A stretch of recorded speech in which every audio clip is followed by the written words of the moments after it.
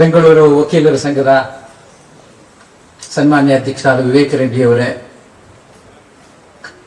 Secretary ಅವರೇ, ಖಜಾಂಚಿ ಅವರೇ, ಇವತ್ತಿನ ಕಾರ್ಯಕ್ರಮದಲ್ಲಿ ಭಾಗವಹಿಸಿರ್ತಕ್ಕಂಥ ಡಾಕ್ಟರ್ ಶರಣ್ ಮತ್ತು ಪ್ರತಿಭಾ ಶರಣ್ ಅವರೇ, ಡಾಕ್ಟರ್ ದ್ವಾರಕಾದಾಸ್ ಅವರೇ, ನನ್ನ ಆತ್ಮೀಯ ನ್ಯಾಯವಾದಿ ಮಿತ್ರರೇ, ಇದು ಬಹಳ ನಾನು ಬರೋಕ್ ಮುಂಚೆನೂ ನ್ಯಾಯಾಂಗ ಇದೆ, ನಾನು ಇದ್ದಾಗ್ಲೂ ಇತ್ತು, ಮುಂದೇನೂ ಇರುತ್ತೆ. ಯಾರು ಯಾವುದಕ್ಕೂ ಇನ್ಎವಿಟಬಲ್ ಅಲ್ಲ. ಚಂದ್ರಶೇಖರ್ ಒಂದು ತೃಣ ಮಾತ್ರ ಅಷ್ಟೇನೆ. ಬಹಳ ಜನ ಒಳ್ಳೆ ಜಡ್ಜಿಗಳು ಇದ್ದಾರೆ, ನಮ್ಮ ಅನುಭವನೂ ಇದೆ. ನೀವು ಹೇಗೆ ಜಡ್ಜಿಗಳನ್ನ ಸಂಭಾಲಿಸ್ಕೊಂಡು ಹೋಗ್ತೀರಾ ಅನ್ನೋದ್ರ ಮೇಲೆ ಹೋಗುತ್ತೆ. ನಿರೀಕ್ಷೆ ಮಾಡಿ ನಾವು ಅನ್ಕೊಂಡಿರೋ ಹಾಗೆ ಜಡ್ಜಿಗಳು ಪ್ರತಿಕ್ರಿಯಿಸಬೇಕು ಅಂದ್ರೆ ಕಷ್ಟ. ಜಡ್ಜಿಗಳನ್ನ ನಮ್ಮ ದಾರಿಗೆ ತಂದುಕೊಳ್ಳೋದು ಅದು ಒಂದು ಕಲೆ. ಅದರಿಂದ ಅದನ್ನ ಯಾರು ಮಾಡೋಕೆ ಸಾಧ್ಯ? ಪ್ರೊಫೆಷನಲ್ಸ್ ಅಂದ್ರೆ ಪ್ಯಾಷನ್ ಇರಬೇಕು. ನನಗೇನು 62 ವರ್ಷಕ್ಕೆ ನಂದು ಕಳೆದೋಯ್ತು, ಮತ್ತೆ ನಾನು ಜಡ್ಜ್ ಆಗಕ್ಕಾಗಲ್ಲ. ಇರೋಷ್ಟು ದಿವಸದಲ್ಲಿ ಕೆಲಸ ಮಾಡ್ಬೇಕು ಅನ್ನೋ ಒಂದು ಮನಸ್ಸಿಟ್ಕೊಂಡು ಕೆಲಸ ಮಾಡಿದೆ. ಅದು ನಿಮ್ಗೆ ತೃಪ್ತಿ ಆಗಿದ್ರೆ ನಾನು ಧನ್ಯ. ವಕೀಲರದು ಅಷ್ಟೇ ಕಷ್ಟ. ನನ್ನ ಅಂದಾಜಲ್ಲಿ ನ್ಯಾಯಾಧೀಶರಿಗಿಂತನೂ ನ್ಯಾಯವಾದಿಗಳ ಒಂದು ಕಾರ್ಯ ಬಹಳ ಥ್ರಿಲ್ಲಿಂಗ್. ಕಡೆಯ ತನಕನೂ ಅದಕ್ಕೆ ಎಂಡ್ ಅನ್ನೋದೇ ಇಲ್ಲ. ತಮ್ಗೆ ಶಕ್ತಿ ಇರೋ ತನಕನೂ ಮಾಡ್ಬೋದು. ಒಂದು ಅನುಭವ ಹೇಳ್ತೇನೆ. ಈ ಲ್ಯಾಂಡ್ ಎಕ್ವಿಷನ್ ಕಾಂಪನ್ಸೇಷನ್ ಆಗ್ಬೋದು, ಅಥವಾ ಈ motor vehicles compensation a part of civil jurisprudence.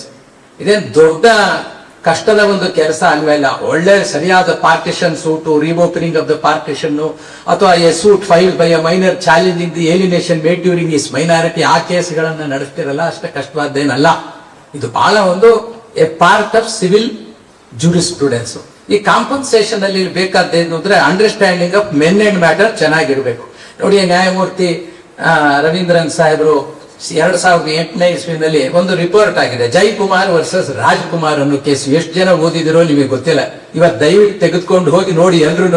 Because it is our, if you want to take the compensation law in accidents forward, we have to read such judgments. ಅದರಲ್ಲಿ ಅವರು orthopaedic ಡಿಸೆಬಿಲಿಟಿನ assess ಮಾಡೋದಕ್ಕೆ ಒಂದು ಬಹಳ beautiful ಆದಂತ ಒಂದು table ಅದನ್ನೆಲ್ಲ ಕೊಟ್ಟಿದ್ದಾರೆ. ಅದು ಕಾಲಕ್ರಮೇಣ ನಮ್ಮ ಅನುಭವದ ಆಧಾರದ ಮೇಲೆ ಅದನ್ನ ಮುಂದುವರಿಸಿಕೊಂಡು ಹೋಗ್ಬೋದು. ಆದ್ರೆ ಈ ನ್ಯೂರಲಾಜಿಕಲ್ ಡಿಸೆಬಿಲಿಟಿಗೆ ಇಲ್ಲ. ಕಾರಣ ಅಂದ್ರೆ ಬಹಳ ಜನ ವಕೀಲರೇ ಡಾಕ್ಟರ್ಗಳ ಜೊತೆ ಸಂಪರ್ಕ ಇಟ್ಕೊಂಡಿರಲ್ಲ. ಎಲ್ಲ ಕೇಸ್ನಾಗೆ ಅದು ಒಂದು ತಿಳ್ಕೊಂಡ್ರೆ ಅಂತ ಆಗೋದಿಲ್ಲ. ಈಗ ಒಂದು ಸಾಧಾರಣವಾದ ಒಂದು ಉದಾಹರಣೆ ಹೇಳ್ಬಿಡ್ತೀನಿ. You are appearing for a victim who has suffered right side paralysis. ಹೌದಾ? ರೈಟ್ ಸೈಡ್ ಪ್ಯಾರಾಲಿಸಿಸ್ ಅಂದ್ರೆ ಏನ್? ಅದನ್ನ ಅಸೆಸ್ ಮಾಡುವಾಗ ಏನ್ ಮಾಡ್ತಾರೆ? ಒಂದು ಕೈ ಹೋದ್ರೆ 20%, 25%, ಎರಡು ಕೈ ಹೋದ್ರೆ 50%, ಎರಡು ಕಾಲು ಎರಡು ಕೈ ಹೋದ್ರೆ 100% ಅಂತ ಡಿಸಬಿಲಿಟಿ ತಗೋತಾರೆ. ಇದು ಆರ್ಥೋಪೆಡಿಕ್ ಡಿಸಬಿಲಿಟಿ ಲೆಕ್ಕದಲ್ಲಿ.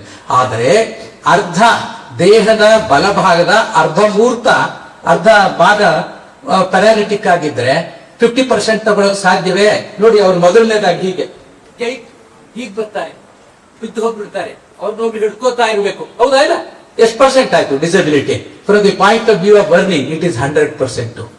ಅದನ್ನ ನ್ಯಾಯಾಧೀಶರಿಗೆ ಅರ್ಥ ಮಾಡಿ ಹೇಳಬೇಕು. ಅಷ್ಟೇ ಅಲ್ಲ, ಒಬ್ಬರಿಗೆ ಕ್ವಾಡ್ರಾಪ್ಲೆಜಿಯನೋ ಅಥವಾ ಆಯ್ತು ಅಂತ ಇಟ್ಕೊಳ್ಳಿ, ಅವರು ಯಾವಾಗ್ಲೂ ಹಾಸಿಗೆ ಮೇಲೆ ಮಲಗಿರ್ತಾರೆ, ವೆಜಿಟೇಟಿವ್ ಕಂಡೀಷನ್ ಅಲ್ಲಿ ಇರ್ತಾರೆ. ನಾನು ಮೊನ್ನೆ ನ್ಯಾಯಮೂರ್ತಿ ಅರವಿಂದ್ ಕುಮಾರ್ ಸಾಹೇಬರು ಇದನ್ನ ಈ ಪುಸ್ತಕಗಳನ್ನ ಬಿಡುಗಡೆ ಮಾಡಿದಾಗ 25/12/25 ನಿಮಾನ್ಸ್ ಭವನದಲ್ಲೇ ಮಾಡಿದಾಗ ನಾನೊಂದು ಮಾತು ಕೇಳಿದೆ. ನೋಡಿ, ನಾವು ಈ ಆರ್ಟಿಕಲ್ 21 ಎಲ್ಲ ಹೇಳ್ತೀವಲ್ಲ, ಆಯ್ತಪ್ಪ, ಗಂಡ ಅವನು ಆಕ್ಸಿಡೆಂಟ್ ಆಗಿದ್ದಾನೆ, ನ್ಯೂರಲಾಜಿಕಲ್ ಡಿಸಬಿಲಿಟಿ ಆಗೋದಾನೆ, non functional, is a complete vegetative condition, young couple ಅಂತ ತಿಳ್ಕೊಂಡ್ರೆ 30-35 ವರ್ಷ.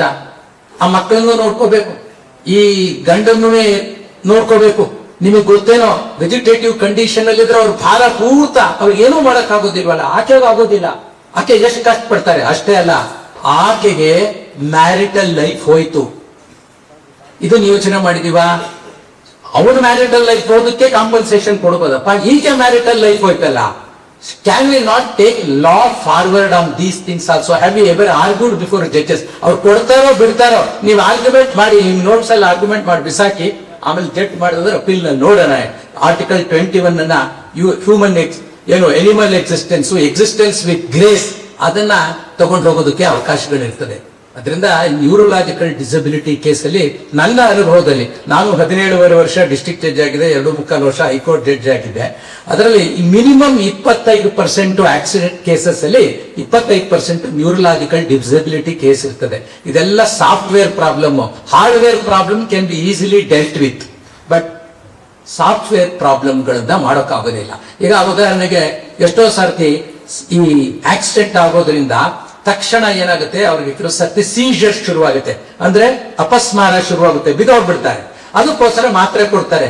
ನೀವು ನೋಡಿರೋದೇ ಇಲ್ಲ, ನೀವು ಆ ಡಾಕ್ಟರ್ ಬರೆದಿರ್ತಾರಲ್ಲ, ಅವ್ನು ಏನೇನ್ ಮಾಡ್ತಾನೆ, ಡಯಾಂಟಿಲ್ ಅಂತ ಒಂದು ಮಾತ್ರೆ ಇದೆ, ಅದನ್ನ ಯಾರು ಬರೆದಿರ್ತಾರೆ, ಬೆಳಗ್ಗೆ ಒಂದು ಸಂಜೆ ಒಂದೊಂದು ಮಾತ್ರೆ 16 ರೂಪಾಯಿ, ದಿನಕ್ಕೆ 32 ರೂಪಾಯಿ, ತಿಂಗಳಿಗೆ ಎಷ್ಟಾಯ್ತು, 1000 ರೂಪಾಯಿ ಆಯ್ತು, ವರ್ಷಕ್ಕೆ 12,000 ರೂಪಾಯಿ ಆಯ್ತು. ನೀವು ನೋಡಿರೋದೇ ಇಲ್ಲ ಆ ಶೀಟ್ ನ. ನಾವು ಇಂಥ ಡಾಕ್ಟರ್ಗಳ ಹತ್ರ ಚರ್ಚೆ ಮಾಡಿ ತಿಳ್ಕೊಂಡಿರ್ತೀವಿ, ಅದನ್ನ ನೋಡಿ ನಾವು ಬರೀತೀವಿ. ಜೊತೆಗೆ ಸಡನ್ ಆಗಿ ಸ್ಟ್ರೆಸ್ ಡಯಾಬಿಟಿಸ್ ಅಂತ ಶುರುವಾಗುತ್ತೆ. ಹೌದು, ಅವ್ನು ಇರುವುದೇ ಇಲ್ಲ diabetes, because of stress diabetes ಶುರುವಾಗುತ್ತೆ. ಇದನ್ನೆಲ್ಲ ನೀವು ನೋಡಿರೋದೇ ಇಲ್ಲ. ಕೆಲವು ಸರ್ತಿ ಜಡ್ಜ್ಗಳು ಏನ್ ಮಾಡ್ಬಿಡ್ತಾರೆ, ಶಿವಮೊಗ್ಗದಲ್ಲಿ ಆಕ್ಸಿಡೆಂಟ್ ಆಗಿರುತ್ತೆ, ಶಿವಮೊಗ್ಗದ ನ್ಯೂರೋ ಸರ್ಜನ್ ಅವರೆಲ್ಲ ಟ್ರೀಟ್ಮೆಂಟ್ ಮಾಡಿರ್ತಾರೆ, ಅವ್ನು ಬೆಂಗಳೂರಿನವನು ಇಲ್ಲಿ ಬಂದು ಕೇಸ್ ಹಾಕಿರ್ತಾನೆ ಅಂತ ಇಟ್ಕೊಳ್ಳೋಣ. ಅವ್ರು ಏನ್ ಮಾಡ್ತಾರೆ, ಆ ಡಾಕ್ಟರ್ನ ಬರೋಕ್ಕಾಗಲ್ಲಪ್ಪ ಅಂತ ಅವನೇ ಹೇಳ್ಬಿಡ್ತಾರೆ. ಅವನ್ನೆಲ್ಲ ತಂದ್ಬಿಟ್ಟು ಅವ್ರು ಕೊಟ್ಟಿರೋ ಡಿಸ್ಚಾರ್ಜ್ ಸಮ್ಮರಿ ಅವ್ರು ಏನೇನು ಕೊಟ್ಟಿರ್ತಾರ ಅವಾಗ ಹೇಳ್ತಾರೆ, the all of the document is not examine, therefore no credibility can be attach to them, dismiss ಮಾಡ್ಬಿಡ್ತಾರೆ. ಅದನ್ನೆಲ್ಲ ಜಸ್ಟಿಸ್ ರವೀಂದ್ರನ್ ಸಾಹೇಬ್ರು ಜಯಕುಮಾರ್ ವರ್ಸಸ್ ರಾಜ್ಕುಮಾರ್ ಅಲ್ಲಿ ಮಾಡಿದ್ದಾರೆ. ಇದೆಲ್ಲ understanding of men and matter. ಅಲ್ಲೇ ಬರೋದು ಪ್ರಿಪಾಂಡರೆನ್ಸ್ ಆಫ್ ಪ್ರಾಬಬಿಲಿಟಿ. ಎದುರುಗಡೆಯವರು ಡಿಸ್ಪ್ಯೂಟ್ ಮಾಡ್ತಾ ಇದಾರ ಆಕ್ಸಿಡೆಂಟ್ ಆದದನ್ನ, ಎದುರುಗಡೆಯವರು ಡಿಸ್ಪ್ಯೂಟ್ ಮಾಡ್ತಾ ಇದಾರ, ಇವಾಗ ಇಷ್ಟು ಪ್ರಾಬ್ಲಮ್ ಆಗಿದೆ, ನ್ಯೂರಲಾಜಿಕಲ್ ಪ್ರಾಬ್ಲಮ್ ಆಗಿದೆ, ಆದ್ರಿಂದ there is no necessity to doubt the accident and its gravity and its occupational hazards. ಇದನ್ನೆಲ್ಲ ಮಾಡಬೇಕಾಗುತ್ತೆ. ಈ ದೃಷ್ಟಿಯಿಂದ ಇವರು ಡಾಟಾ ಕಲೆಕ್ಟ್ ಮಾಡಿದ್ದಾರೆ. ಆ ಡಾಟಾನ ಆ ಒಂದು ಕೃತಕ ಬುದ್ಧಿಮತ್ತೆಗೆ ಅಳವಡಿಸಿ ಅದರ ಆಧಾರದ ಮೇಲೆ ಒಂದು ಅಪ್ಲಿಕೇಶನ್ ತಯಾರು ಮಾಡಿದ್ದಾರೆ. ಆಯ್ತು, ಅವ್ರು ತಗೊಂಡಿರೋ ಡಾಟಾ ಕಡಿಮೆ ಇದೆ, ಇನ್ನೂ ಜಾಸ್ತಿ ಬೇಕು ಅಂದ್ರೆ ಅದನ್ನ ಮಾಡ್ಕೊಂಡು ಮುಂದುವರಿಸಬಹುದು. ಈಗ ಇದನ್ನ ಇಂಪ್ಲಿಮೆಂಟ್ ಮಾಡ್ಲಿಕ್ಕೆ ನಿಮ್ಮ ಶಕ್ತಿ ಇದ್ದ ಹಾಗೆ ಅದನ್ನ ಮಾಡಿ, ಆಮೇಲೆ ಇದನ್ನ ನ್ಯಾಯಾಧೀಶರು ಹೋಗ್ತಾರ ಅಂತ ಒಂದು ಪ್ರಶ್ನೆ ಬರ್ತದೆ. ಆಯ್ತು, ನ್ಯಾಯಾಧೀಶರನ್ನು ಒಪ್ಪಿಸುವಂತ ಕಾಲನೂ ಬರ್ಬೋದು. ಅವಾಗ ಒಂದು ಜಾಯಿಂಟ್ ಆದ conference, lawyers dealing with accident cases, ಆ doctors who treat patients, accident patients, then insurance ಕಂಪನಿಯವರು, ಇವರೆಲ್ಲ ಒಂದು ಜುಡಿಷಿಯಲ್ ಅಕಾಡೆಮಿನಲ್ಲಿ ಒಂದು ಜಾಯಿಂಟ್ ಕಾನ್ಫರೆನ್ಸ್ 1 ದಿವಸ 2 ದಿವಸ ಮಾಡಿ, ಅವಾಗ ಅನೇಕ ಏನು ಕನ್ಫ್ಯೂಷನ್ಸ್ ಇರುತ್ತೆ ಅದನ್ನೆಲ್ಲ ನಾವು ತೆಗೆದುಹಾಕೋದಕ್ಕೆ ಅವಕಾಶ ಆಗುತ್ತೆ. ಇದೊಂದು ಫಸ್ಟ್ ಸ್ಟೆಪ್. ಅವ್ರಿಗೆ ಏನ್ ದೇವರು ಬುದ್ಧಿ ಮತ್ತೆ ಕೊಟ್ಟಿದ್ದಾರೋ ಅದನ್ನ ಆಧರಿಸಿ ಅವರು ಅನುಭವ, ಅವರು ಒಂದು ವರ್ಷಕ್ಕೆ ನಂದಾದ್ಮೇಲೆ 70ರಿಂದ 100 ದಿವಸ ಕೋರ್ಟ್ ನಲ್ಲಿ ಇರ್ತಾರೆ. ಇವ್ರಿಗೆ 20 ವರ್ಷ ಅಂತಂದ್ರೆ ಸುಮಾರು 1000 ಕೇಸ್ಗಳ ಮೇಲೆ ಅವ್ರು ಎವಿಡೆನ್ಸ್ ಕೊಟ್ಟಿದ್ದಾರೆ. ನೀವ್ ಹ್ಯಾಕ್ ಪಾರ್ಟಿ ಸವಾಲ್ ಮಾಡ್ತೀರಾ ಅನ್ನೋದು ಅವ್ರಿಗೆ ಗೊತ್ತಿದೆ. ನೀವ್ ಯಾವ್ದನ್ನು ಬಿಡ್ತೀರಾ, ಯಾವ್ದನ್ನ ಕೇಳಬಾರ್ದು, ಯಾವ್ದನ್ನ ಕೇಳ್ತೀರಾ ಅನ್ನೋದು ಅವ್ರಿಗೆ ಚೆನ್ನಾಗಿ ಗೊತ್ತಿದೆ. ಅದರಿಂದ ಅವರು ಅವರ ಅನುಭವದ ಮೇಲೆ, ತಮ್ಮ ಅನುಭವದ, ಅವ್ರು ನನ್ನ ಹತ್ರ ಬೇಕಾದಷ್ಟು ಡಿಸ್ಕಸ್ ಮಾಡಿದ್ದಾರೆ. ನಾನೇ ಅವ್ರಿಗೆ ಎಷ್ಟೋ ಡಿಸಿಷನ್ ಕೊಟ್ಟಿದ್ದೀನಿ, ಸರ್ ಇದೆಲ್ಲ ನನ್ಗೆ ಐ ಓಪನರ್ ಆಯ್ತು ಅಂತ ಹೇಳಿದ್ರು. ಅದರಿಂದ ಇದನ್ನ ಆಧರಿಸಿ ಒಂದು ಅಪ್ಲಿಕೇಶನ್ ಅಂತ ಮಾಡಿದ್ದಾರೆ. Let us start using it. If it needs improvement, judges will make improvement, lawyers will make improvement, doctors will make improvement, and the systems become more stronger and help to the people. ಆ 25% ಜನ minimum ಯಾರು accident ಆಗ್ತಾರೆ ಅವರೆಲ್ಲ ಬಡವರು, ಮಧ್ಯಮ ವರ್ಗದವರು, ನಿಮ್ನ ವರ್ಗದವರು, ದಿನ ಕೂಲಿ ಮಾಡ್ಕೊಂಡು ಜನವೇ ಜಾಸ್ತಿ. ಅವರು 4 ಲಕ್ಷ 5 ಲಕ್ಷ ಖರ್ಚು ಮಾಡಿರ್ತಾರೆ, 3 ತಿಂಗಳು 4 ತಿಂಗಳು ಹಾಸ್ಪಿಟಲ್ ಅಲ್ಲಿ ಇರ್ತಾರೆ, ಮೀಟರ್ ಬಡ್ಡಿ ಕೊಟ್ಟು ಸಾಲ ತಗೊಂಡ್ ಬಂದಿರ್ತಾರೆ. ಅದರಿಂದ ಅಂತ ಜನಗಳಿಗೆ ನಿಮಗೆ ಫೀಸ್ ಬರೋದು ಒಂದು ಆಗುತ್ತೆ, ಕೊಡ್ತಾರೆ, ಅದನ್ನೇನಿಲ್ಲ ಅನ್ನಲ್ಲ. ಆದ್ರೆ ಅಂಥವ್ರಿಗೆ ನಾವು ಒಂದು ದೊಡ್ಡ ಮಟ್ಟದಲ್ಲಿ ಹೆಲ್ಪ್ ಮಾಡಿದಾಗ ಆಗ್ತದೆ. ಅದರಿಂದ ಈ ಪುಸ್ತಕದಲ್ಲಿ 3 ಪುಸ್ತಕ ಇದೆ, ಅದರ ಜೊತೆ ಒಂದು ಹ್ಯಾಂಡ್ ಬುಕ್ ಅಂತ ಇದೆ. ಅಂದ್ರೆ ಅದೊಂಥರ ನೀವೇನ್ ಹೇಳ್ಬೋದು, SOP ಸ್ಟ್ಯಾಂಡರ್ಡ್ ಆಪರೇಟಿಂಗ್ ಪ್ರೊಸೀಜರ್ ಇದೆ. ಆ ಪುಸ್ತಕವನ್ನು ಆಧರಿಸಿ ಆ ಡಾಟಾನೆಲ್ಲ ಅದನ್ನು ಇನ್ಕ್ಲೂಡ್ ಮಾಡಿ ಅವರೊಂದು ಅಪ್ಲಿಕೇಶನ್ ಮಾಡಿದ್ದಾರೆ, ಅದನ್ನ ಹೇಳಿ ಆಧರಿಸಿದ್ದಾರೆ. ಅದರಿಂದ ಈಗ ನಾನು ಕೂಡ ಈಗ ಬೆಂಗಳೂರಿನಲ್ಲಿ ಇಂಡಿಯನ್ ಇನ್ಸ್ಟಿಟ್ಯೂಟ್ ಆಫ್ ಸೈನ್ಸ್ ಅಲ್ಲಿ ಸೆಂಟರ್ ಫಾರ್ ಬ್ರೈನ್ ರಿಸರ್ಚ್ ಅಂತ ಆಗ್ತಿದೆ. ನಮ್ಮ ದೇಶದಲ್ಲಿರ್ತಕ್ಕಂಥ ಒಂದು ಎಲ್ಲ ಆಲ್ಝಮೈರ್ಸ್ ಮತ್ತು ಡಿಮೆನ್ಷಿಯಾ, ಅದು ಬಹಳ ನಿಮ್ಗೆ ಗೊತ್ತಾಗ್ತಾ ಇರಬೇಕು. 60-65 ವರ್ಷ ಆಗ್ತಾನೆ ಅನೇಕರಿಗೆ ಬಹಳ ಶುರುವಾಗಿ ಹೋಗ್ತಾ ಇದೆ. ಅವ್ರನ್ನ ಮ್ಯಾನೇಜ್ ಮಾಡೋದೇ ಕಷ್ಟ ಆಗ್ತಾ ಇದೆ. ಸೊ ನಮ್ಮ ದೇಶಕ್ಕೆ ಬಾಂಬ್ ಹಾಕೋದೇ ಬೇಕಿಲ್ಲ ರೀ. 49 ಲಕ್ಷ ಆಕ್ಸಿಡೆಂಟ್ ಆಗುತ್ತೆ. ಎಷ್ಟು ಜನ ಸತ್ತೋಗ್ತಾರೆ ಗೊತ್ತೇ ಆಗೋದಿಲ್ಲ ಕೆಲವು ಸರ್ತಿ. ಸತ್ತೋದ್ರೆ ಹೋಯ್ತು. ಕೆಲವು ಸರ್ತಿ ಬದುಕು ಉಳಿದು ಬಿಡ್ತಾರೆ, ಅವ್ರನ್ನ ನೋಡ್ಕೊಳ್ಳೋದಕ್ಕೆ ಎಷ್ಟು ಕಷ್ಟ. ಅದರಿಂದ ಒಂದು ದೇಶ ಅಭಿವೃದ್ಧಿಯಾಗಿದೆ ಅಂದ್ರೆ ಕೇವಲ ಕಟ್ಟಡಗಳನ್ನ ಕಟ್ಟಿ ವಾಹನಗಳನ್ನ ಮಾಡಿದ್ರಿಂದ ಇಷ್ಟೇ ಸಾಕಾಗೋದಿಲ್ಲ. ಎಷ್ಟು ಜನ ತಕ್ಷಣ ಇಂತಹ ಆರೋಗ್ಯ ಪರಿಹಾರಗಳನ್ನ ಬೇಗ ಹೊಂದ್ಕೊಳ್ತಾರೆ. ಹೇಳ್ತಾರೆ ಅದ್ರಲ್ಲಿ ಗೋಲ್ಡನ್ ಅವರ್ ಅಂತ ಇರ್ತದೆ. 1 ಅವರ್ ಒಳಗಡೆ ಹೆಡ್ ಇಂಜುರಿ ಆದ 1 ಅವರ್ ಒಳಗೆ ಬರ್ತಾ ಅವ್ರಿಗೆ ಏನಾದ್ರು ಒಂದು ಟ್ರೀಟ್ಮೆಂಟ್ ಸಿಕ್ಕಿದ್ರೆ ಉಳಿಯುವಂತ ಸಾಧ್ಯತೆ ಆಗ್ತದೆ. ಕೆಲವರು ಸತ್ತೋದ್ ಬಿಡ್ತಾರೆ, ಆದ್ರೆ ಕೆಲವರು ಬದುಕು ಉಳಿದು ಬಿಡ್ತಾರೆ, ಜೀವ ಛವವಾಗಿರ್ತಾರೆ. ಇಂಥ ಎಲ್ಲ ಒಂದು ದೃಷ್ಟಿಯಿಂದ ಡಾಕ್ಟರ್ ತಮ್ಮ ಅನುಭವವನ್ನ ಆಧರಿಸಿ ಮಾಡಿದ್ದಾರೆ. ಈಗ ಒಂದು ಜವಾಬ್ದಾರಿ ಏನಪ್ಪಾ ಅಂದ್ರೆ, ಜಸ್ಟಿಸ್ ಅನು ಮೇಡಮ್ ಅವ್ರಿಗೆ ಬರೋಕ್ಕಾಗಲಿಲ್ಲ ಕಾರಣಾಂತರದಿಂದ ಅಂತ ಹೇಳಿದ್ರು.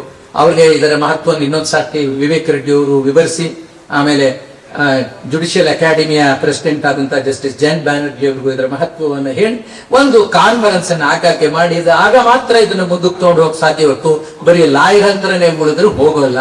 ಯಾಕೆ? It should get wholesale acceptance not only from lawyers, judges, doctors and the public. And I congratulate Dr. Sharan and Pratibha Sharan for innovating an app based on the huge data they have collected. I hope this would give succor to one and all who have suffered neurological disabilities. I thank the organizers for giving me an opportunity. Thank you. ತುಂಬ ಹೃದಯದ ಧನ್ಯವಾದಗಳು ನಿವೃತ್ತ ನ್ಯಾಯಮೂರ್ತಿಗಳಾದ Shri V Chandrashekhar sir ಅವರಿಗೆ. ಇದೀಗ ಈ ಕಾರ್ಯಕ್ರಮದ ಕರ್ತೃಗಳು